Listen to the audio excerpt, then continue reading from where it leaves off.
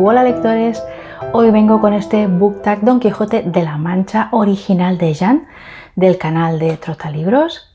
Yo todavía no he leído el Quijote, por cierto, es como la gran mancha negra de mi expediente y es el tema predilecto de mis haters, siempre me machacan con eso, sin compasión. Incluso hubo una persona que me perseguía por todos mis vídeos dejándome comentarios de te tienes que leer el Quijote, te tienes que leer el Quijote, hasta que no lo leas no serás una lectora de verdad. Sí, de acuerdo, ya lo leeré, calma, tengo muchos pendientes, sí, sé que es uno de los más importantes, pero quiero buscar el momento adecuado y yo sé que todavía no ha llegado, pero tranquilos que lo leeré y además ya me han dejado muy claro que es mucho más fácil de leer de lo que parece, que es muy divertido, etc. Calma. Bueno, vamos a por la primera premisa, que es Alonso Quijano, un libro con un personaje inspirador. Y yo voy a decir tres, sí, voy a decir tres. Y el primero es Atticus Finch, de la novela norteamericana Matar a un ruiseñor de Harper Lee, novela, si no me equivoco, de 1960 o 62. Es una novela maravillosa que es contra el racismo totalmente, aunque luego se la ha censurado por cosas absurdas.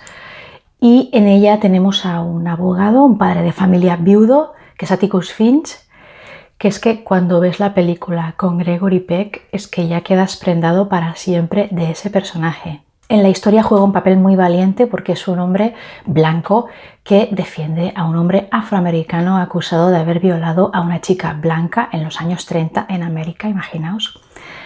Y es el típico hombre que todos hubiéramos querido tener como padre.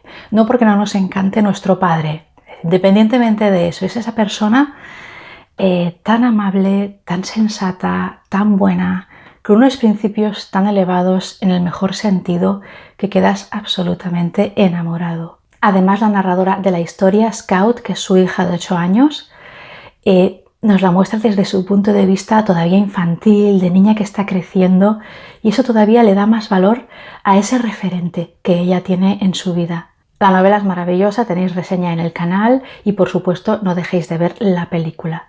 Otro gran personaje inspirador sería Joe, de Grandes Esperanzas de Charles Dickens. Este personaje es el cuñado del protagonista, es un pobre herrero que es la sencillez y la bondad más absolutas.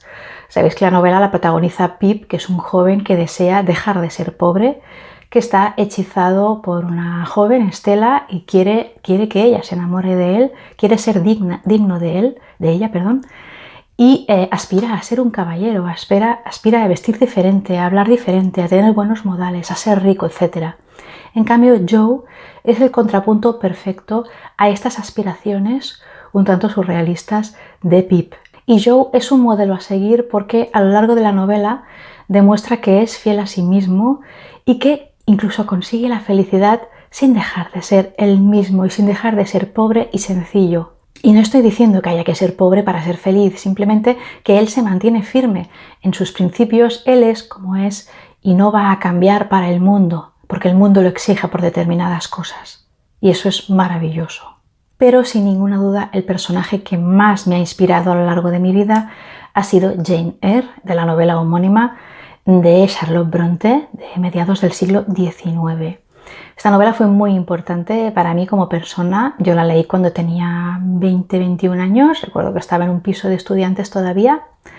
La cogí de la biblioteca porque aparecía en una de mis listas de libros importantes que recortaba de las revistas y de los periódicos y quedé absolutamente prendada de ese personaje porque yo siempre he sido una persona que no encajaba en el mundo, que no me sentía bien en sociedad, que veía que la gente cambiaba para adaptarse, ¿no? Para amoldarse al mundo, a la sociedad, etcétera, lo que se esperaba de ellos. Y yo nunca he querido hacer eso, siempre me he revuelto contra eso. No quería adaptarme a un mundo que no me gustaba, no me parecía sano encajar en él, no sé cómo decirlo. Y Jane Eyre en la novela demuestra que se puede llegar lejos y se puede conseguir la felicidad sin renunciar a ser tú misma y a seguir con tus principios. Sabéis que es una novela de aprendizaje de una niña pobre y huérfana que va haciéndose a sí misma y va enfrentándose al mundo y cómo tiene una actitud bastante diferente a la mayoría de la gente y no acepta según qué presiones sociales. Y eso para mí fue muy importante y creo que realmente seguir ese camino ha valido la pena. He tardado un poquito más que ella en encontrar mi sitio, pero creo que lo he conseguido y es una de las cosas de las que estoy orgullosa. De no haber hecho caso de personas que me decían, no María, es que eso lo tienes que hacer así o tienes que ser así, porque es lo que funciona, porque es lo que quieren los demás. Y yo nunca lo hice y estoy muy contenta de no haberlo hecho. La segunda premisa es libro de caballerías, libro en el que te gustaría vivir. Bueno, yo no tengo ninguna duda, a mí me gustaría vivir en Harry Potter. Sí, en el mundo de Harry Potter, o sea, yo quiero ir a Hogwarts, yo quiero viajar en el tren con mis amigos comiendo esas golosinas que ellos comen y quiero llegar allí, bajar del tren, ir en los botes por el lago hasta el castillo, quiero entrar en el gran comedor, quiero ser seleccionada por el sombrero. Yo supongo que sería Hufflepuff, porque soy un poco tontorrona, o Ravenclaw, porque siempre he sido muy empollona. Desde luego Gryffindor no sería y Slytherin tampoco. Me gustaría sentarme en esas mesas y comer esa comida que les ponen en las películas, que es como una pasada la comida que les ponen. Y me gustaría llevar una túnica y mi sombrero puntiagudo y dormir en el castillo, tener esa sala común junto al fuego y tener varita y volar en escoba, y ir a clase de encantamientos. Y bueno, por supuesto, ir a la biblioteca y a la sección prohibida también. O sea, es que eso yo creo que es el sueño de todo lector. O sea, yo quiero vivir ahí, por Dios. Quiero que me pasen todas esas cosas. Vamos, yo no encuentro un igual en la literatura como para sumergirse y ser feliz. Ninguno. Ya os he dicho muchas veces que yo cuando estoy agobiada, cuando no soy feliz, me pongo a leer Harry Potter compulsivamente. Yo no sé cuántas veces me los he leído todos, pero de 3 o 4 por cada uno no baja seguro. Ya no digamos las películas, las buenas, claro. La premisa 3 es Rocinante, libro que te enganchó tanto que lo leíste a galope tendido. Bueno, no tengo ninguna duda, creo que es el libro que más rápido me he leído en mi vida en proporción al número de páginas, y ese es Lo que el viento se llevó, de Margaret Mitchell, novela de 1936, si no recuerdo mal, norteamericana, que fue una cosa alucinante, o sea, alucinante.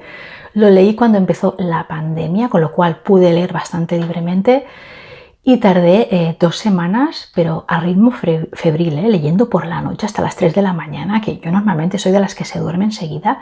Esto no me pasó. Tiene 1050 páginas en mi edición.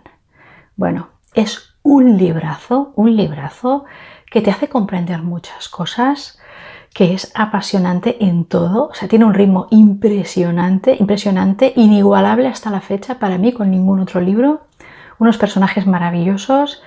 Bueno, luego cuando ves la película te da como vértigo, porque es que los 5 minutos primeros de película te resumen 200 páginas del libro y te quedas un poco que te da como un algo, que está muy bien en la película, pero es que el libro tiene tantas cosas, tantos personajes.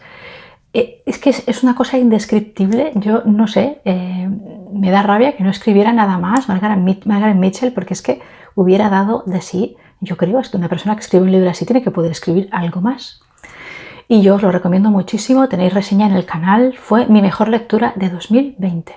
La premisa 4 es Dulcinea del Toboso, libro por el que te batirías en duelo si alguien lo criticara. Bueno, yo creo que sin ninguna duda ese es, porque no entiendo que a alguien no le pueda gustar, Orgullo y Prejuicio de Jane Austen. Sí, yo puedo entender que no te guste Cumbres Borrascosas. Es un libro muy singular, muy asfixiante, con unos personajes muy desagradables, con una estructura muy complicada. Puedo entender que no te guste, de acuerdo, ok.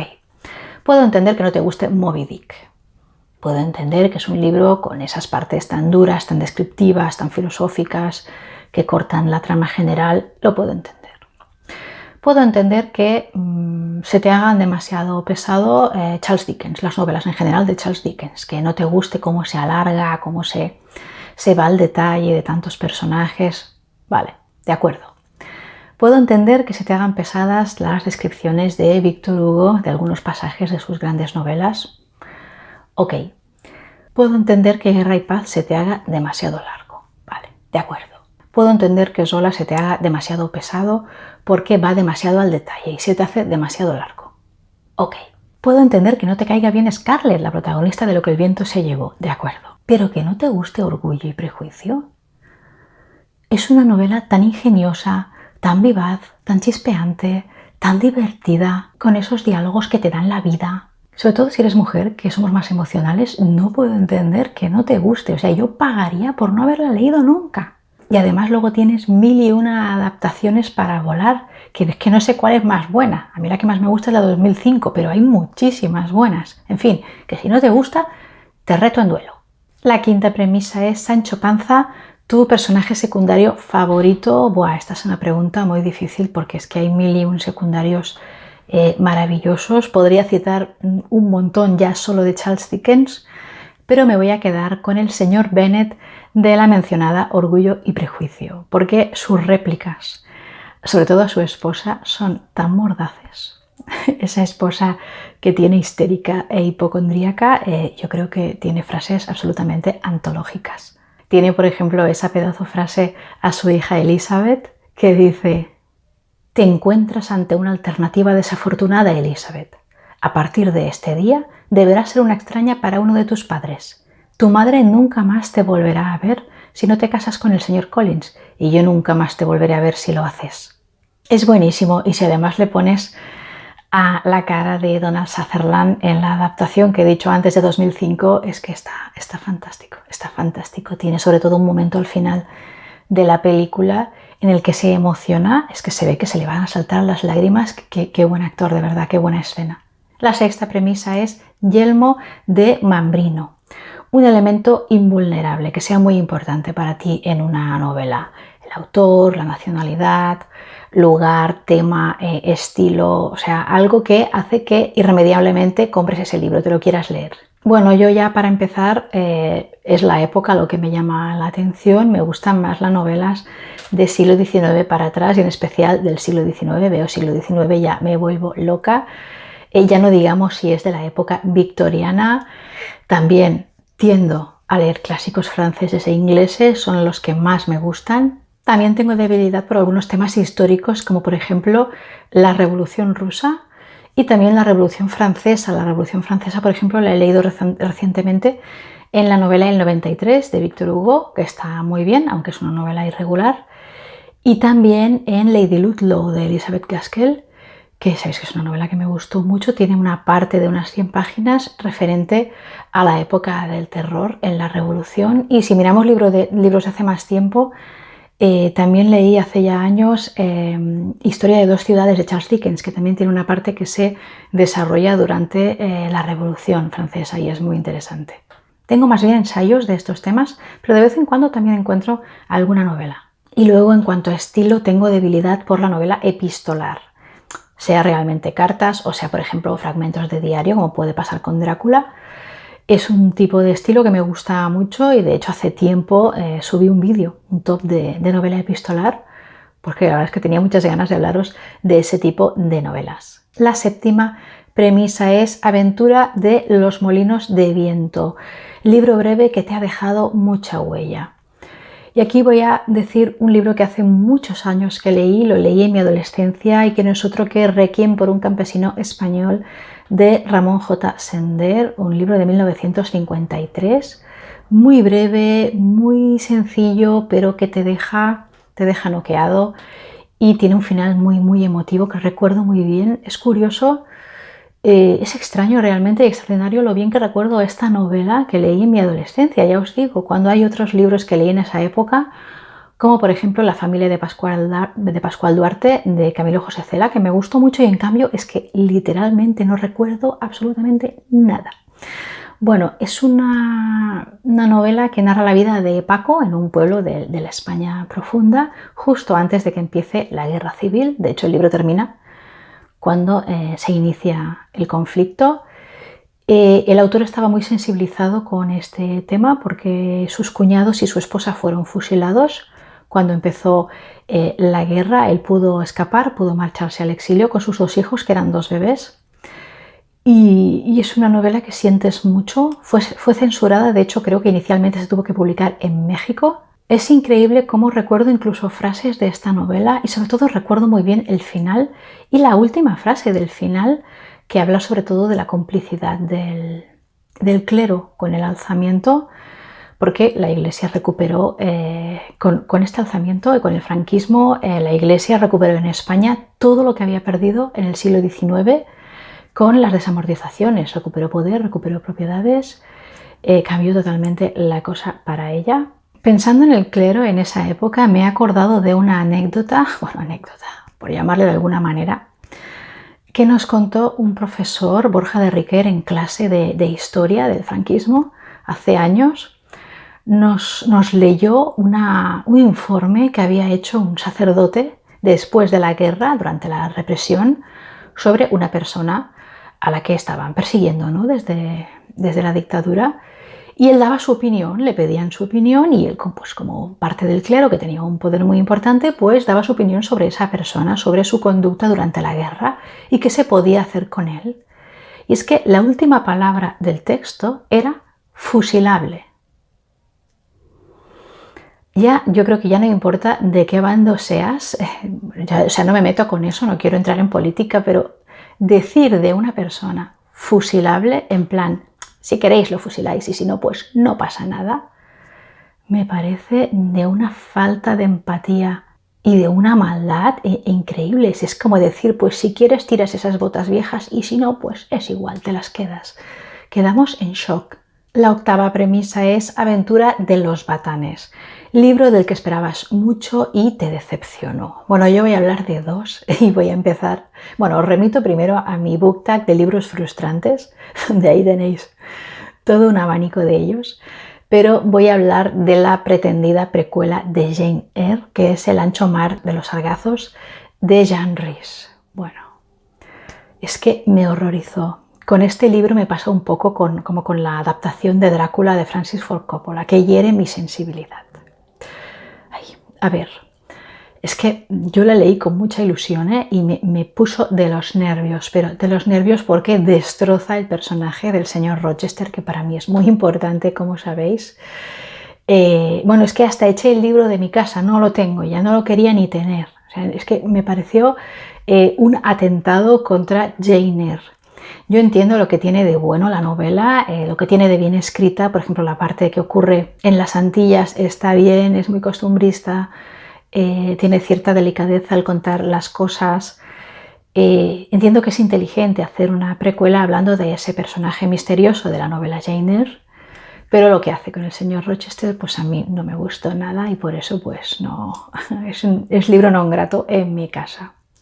Y el otro libro que fue un drama para mí fue La Cartuja de Parma, novela de 1839, porque yo había leído Rojo y Negro, que es una novela previa, que es la maravilla de las maravillas, es una de las novelas que más me ha gustado de toda mi vida, la leí siendo muy joven y me impactó muchísimo. Es una novela con tintes realistas, es novela psicológica, la primera novela psicológica de alguna manera, y es un pilar indispensable de la literatura, tiene muchísima influencia. Pero bueno, el caso es que de La Cartuja también dicen que tuvo muchísima influencia, que había sido muy importante para muchos escritores del siglo XIX, como Tolstoy, como Balzac.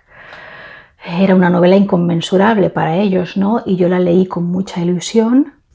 Sé que es una novela que escribió en 52 días, lo cual me parece una locura. Sí que es verdad que creo que Stendhal dictaba sus novelas, es decir, salía directamente de su cabeza como Mozart, una cosa alucinante. Bueno, fue un estrepitoso fracaso, se me hizo eterna. La leí de un cesto de la biblioteca, una edición muy vieja, con la cubierta de una serie italiana, que igual era muy mala traducción, no sé. Pero yo solo recuerdo que había un chico, Fabrizio, que estaba enamorado, que no paraba de dar la lata con eso y que estaba encerrado en una torre. Ocurre en el contexto de las guerras napoleónicas y no sé, me suena que había mucha psicología en ella, pero que se me hizo absolutamente eterna. También recuerdo que tenía un tono bastante romántico para ser una novela que ya rompe con el romanticismo. Y bueno, quiero leer la edición de Alianza, que tiene traducción de Consuelo Verges, que me han asegurado que es la mejor traductora de Stendhal en general, es la mejor. y que hay que leerla a ella y que no hace falta ninguna traducción nueva porque ella ya hizo todo lo que se podía hacer con el estilo del autor, que es la más fiel, y por eso me la he comprado. Aún no me he atrevido, pero de verdad que es que sufrí un trauma muy grande y más, como os digo, viniendo de Rojo y Negro. La novena premisa es Discurso de las armas y las letras, un libro en el que aparezca una afición tuya. Sin duda mi gran afición es leer y por eso he elegido la fantástica novela Matilda de Roald Dahl, que trata de una niña que nace en una familia equivocada. Ella es muy inteligente, de hecho es una niña muy precoz, que se ve obligada a aprender a leer sola y a hacerlo todo sola porque su familia, que es lo más espantoso que os podáis imaginar, pues no cuida de ella. Su familia pues no hace más que comer comida basura, ver la tele, vestir de una forma, bueno, ya os podéis imaginar, la madre es un espanto, es una cosa terrible, y el padre es un estafador, y el hermano pues va por el mismo camino, y ella es una niña totalmente diferente, que vive una vida muy solitaria porque nadie le hace caso. Y quizá me equivoco un poco mezclando el argumento de película y novela, porque vi la película otra vez hace poco, la película fantástica con Danny DeVito haciendo de padre, que refleja muy bien todo lo de la novela, y aparece como ella acaba, desde de niña, que la dejan siempre sola en casa, acaba saliendo de su casa, cuando ya se ha leído todo lo que hay en su casa, la lista del teléfono y todo, pues acaba saliendo de casa y yendo a buscar la biblioteca del pueblo, y al final va con un carrito con los libros que se lleva a su casa y se lee pues Moby Dick con 8 años. Que por cierto a mi hija mayor hace poco le dio el impulso de leer Moby Dick después de ver esta película, y yo le dije, no vas a poder, que yo te dejo, que si quieres te pones a leerlo, pero no vas a poder, no es un libro para ti. Pero bueno, no te voy a cortar las alas. El caso es que la novela es muy salvaje, como son las novelas de Roald Dahl. Incluso cuando la niña por fin consigue ir a la escuela, porque los padres no quieren ni que vaya a la escuela, no se acuerdan ni de la edad que tiene. Ella quiere ir a la escuela a aprender, y allí hay la directora es una señora que se llama la Trunchbull, que es claramente una caricatura, ¿no?, de una mujer malvada nazi, enorme, con una fuerza enorme, que hace cosas muy bestias y muy divertidas. En la película está muy bien reflejado. Resulta grotesco el personaje de la Trunchbull y es como un cuento muy bonito, y muy bestia, muy gamberro, que os lo vais a pasar muy bien, de verdad, además está muy bien escrito. Y por último, la 10ª premisa es Caballero de la Luna, un libro que te derrotó. Bueno, yo suelo tener bastante paciencia, suelo insistir mucho con los libros, pero hay libros que me han acabado derrotando. Os remito a mi top 13 de libros que me derrotaron, donde me explayé muchísimo y sufrí muchísimo. Pero por destacar uno, sin duda, el libro con el que más veces he fracasado, creo que ya son 3, es con Alicia en el País de las Maravillas de Lewis Carroll. No puedo con él, no puedo, me pone de los nervios, literalmente me pone nerviosa leerlo, no lo entiendo. Yo he leído mucho sobre él, sobre los juegos de palabras, que si las matemáticas, que si los acertijos, que si no sé qué, es igual. Ya la película de Disney no me gustaba, no la podía soportar. Y el libro, ya os digo, 3 veces, 3 fracasos. No he podido ni de niña ni de adulta. Y además a mí me gusta la película de Tim Burton, que todo el mundo odia. Digo, claro, por eso me ha gustado, porque yo no soporto el libro. No sé, lo volveré a intentar, pero de verdad que incluso me he comprado varias ediciones por ver si era la traducción. No, nada, no lo consigo, me desquicia. Y eso ha sido todo por hoy. Prometo leer un día u otro El Quijote. Y nada, nos vemos dentro de 2 o 3 semanas con el próximo vídeo, y hasta entonces leed mucho.